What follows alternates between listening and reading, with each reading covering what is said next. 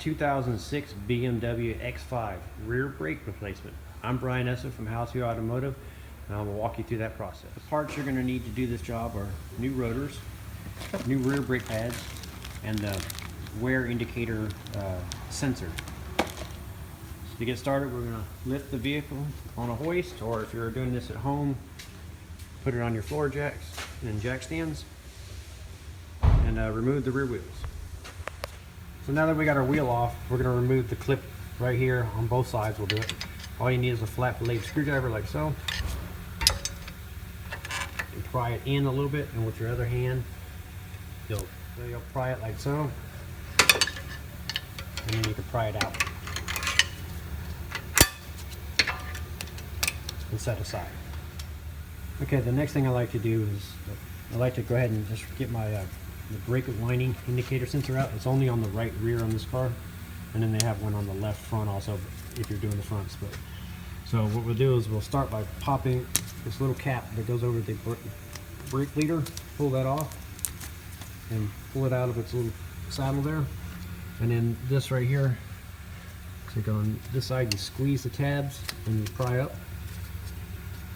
You might have to get a little pocket screwdriver in here and you put it right in there and you pry up. So it looks like that. Behind the shock, there's a little rubber grommet. Pull it out, and then it goes around. And just keep following it around and pulling it out of all the little grommets. And then the door, right here, open this little door and pull out the black one. The blue one was for your ABS sensor. So don't want to mess with that one. So then this has has one little squeeze tab. You'll squeeze here and pull out. And pull them apart. Okay, now that that's out of your way, you're going to take these little caps off.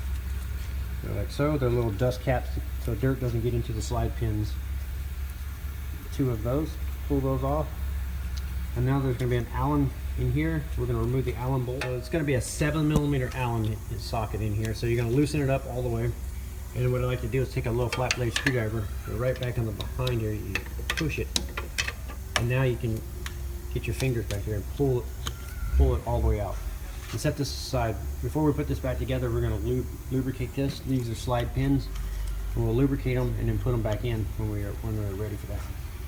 Okay, now these rotors tend to get large lips on them, and they won't allow the brake pad to come off, the caliper to come off after you do it. So what you do is you take your screwdriver in here and put it in like an angle, and you catch the corner of the pad and you pry the piston back in a little bit. And then you'll be able to get the caliper. So once you got the caliper pried in a little bit, the piston pried in a little bit, you're just going to take it and flip it upside down and lay it on top of the suspension like that.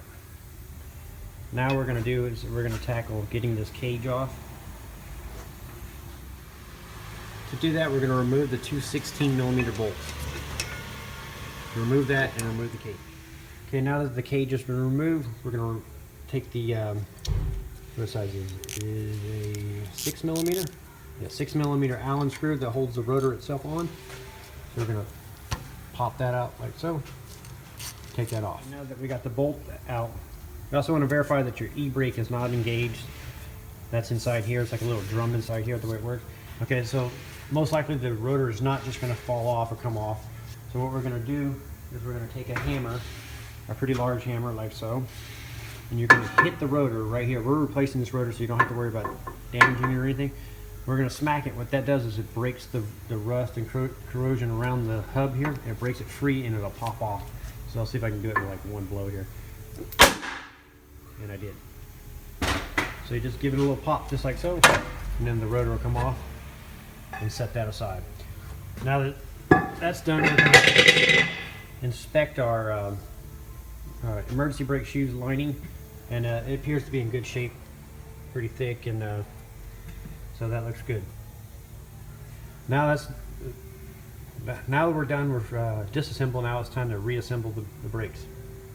We'll put the new rotor on, and we'll check the adjustment on the for the e-brakes. And if it's out of adjustment, you'll adjust this little star wheel here, and that you adjust it one way and it expands it, and adjust it the other way and it shrinks it to adjust it. Okay, so now I got my new rotor here, and as you can see, I can spin it pretty freely, so that means that the adjustment's not quite, for the e-brake, it's not quite where we want it. We want it a slight just a little tighter, but like you barely a little drag is what you want to feel. So once we're gonna align this we're gonna rotate this until you can actually adjust it through the stud holes here with a flat blade screwdriver. So you'll click it, to tighten it. So like I said, you can adjust it through here, but it's actually easier just to adjust it like so. So you're just probably going to do a couple clicks like that. Then you put your rotor back on and check it. If it's too loose still, take it back off, adjust, put it back on. It may take 4 or 5 times. Okay, so you want to adjust it to it's just a light drag like so. And then realign your bolts. So this is the bolt for the rotor, and these are the bolts for the caliper cage. Before you put them on, I like to put a little blue lock thread sealer on them. Just a little bit. You don't need a whole lot. That's probably actually too much. But the reason why is this helps prevent the bolts from vibrating back. As you can see, there's no lock washers on these. So now we're ready to put the cage back on. But before you do, take a little wire brush in the grooves here where the pads slide. Just give them a quick little scrub with a wire brush. A little brush that looks like this. Quick little scrub. Now that you got the cage back on and tightened, one of the tips I wanted to give you is on the rotors itself is try not to touch the surface with your hands where the brake pads actually ride. Grease and fingerprints and stuff like that has been known to create squeaks, and so to prevent squeaks and stuff like that, it's best not to touch it. And that goes for the surface of the brake pads themselves, the new pads. So now what I like to do is take the new brake pad indicator, the new one, take it and reinstall it on the inner pad. So it's going to go, if you can see this little nipple, that's going to go in towards the front of the pad. So it's going to go in just like that, and all you do is push it in. So now what we're going to do is take the new outer pad, it doesn't have the clips on it, put it in there, and we're going to put a little seal glide or lubricant, a little grease especially made for brake pads. Just put a little bit on the backing where the caliper rides. And we're going to do the same thing here with the inner one. We're just going to put a little bit right where the piston rides around it. So now we need to compress our piston back into the caliper. So I have a little tool here that's made to push the pistons in. This one's actually made for a dual piston, but it works just fine with a single piston too. So if you don't have this tool, you would use a bit large pair of channel locks, or you can use a C-clamp, a large C-clamp, and push it in. So I do not open the bleeder screw when I do them. I just push the fluid back up in the master. The only thing you have to do is check the master cylinder and make sure it's not too full. Because if it's too full, it'll pump it out, push it out the cap, and it'll leak all over the engine bay. So just before you do this, check your fluid level. If it's low, it's okay to go ahead and push it in there because it's just going to rise back up to the normal level. If it's like if somebody's topped it off, you want to suck a little out. So now we're going to put our new brake pad in. We're just going to pull the old one out and set it aside. So now we're ready to reinstall our inner pad. What you're going to do is you're going to take the brake lining sensor here, and you're going to route it through the inside of the caliper. Pull the wire all the way through. So you're going to pull it through, and then take your pad and push it in. Once your pad's pushed in, you're going to put your caliper back on over the pad. Make sure that this brake line is not twisted. Next, we're going to lubricate the slide pins. Put a little of the seal glide brake caliper grease in here. So you can put a little bit of the grease on the slide pins, and then you can put these back in, like so, and tighten these up. Now that these are tight, put your caps on.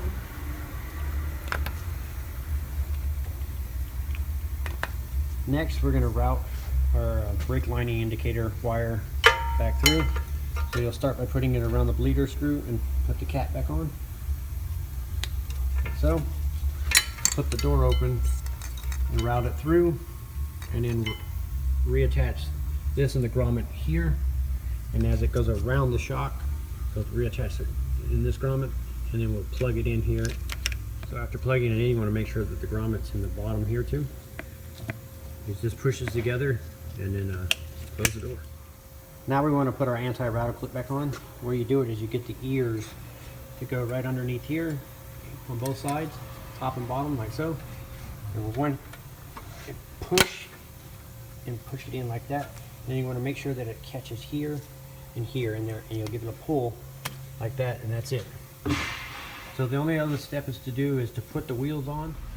So after torquing your wheels, lowering the car down, torquing the wheels, the next step is to pump the brake pedal until you get a hard, firm pedal. And if you open the bleeder screws for any reason, you'll have to bleed the screws, brakes now. Now you're ready for a test drive. On my particular rotors that I put on it, it's painted with this coating that helps the brake pads and break in. So the first couple of times you hit the brakes, it almost sounds like it's metal to metal. So you got to drive around the block and really drive it, get a good thorough break-in time before you give it back to your customer. And I'm Brian Essick from How To Automotive, and I'd like to thank you guys for watching my videos and encourage you guys to subscribe for more valuable videos like this. And thank you again.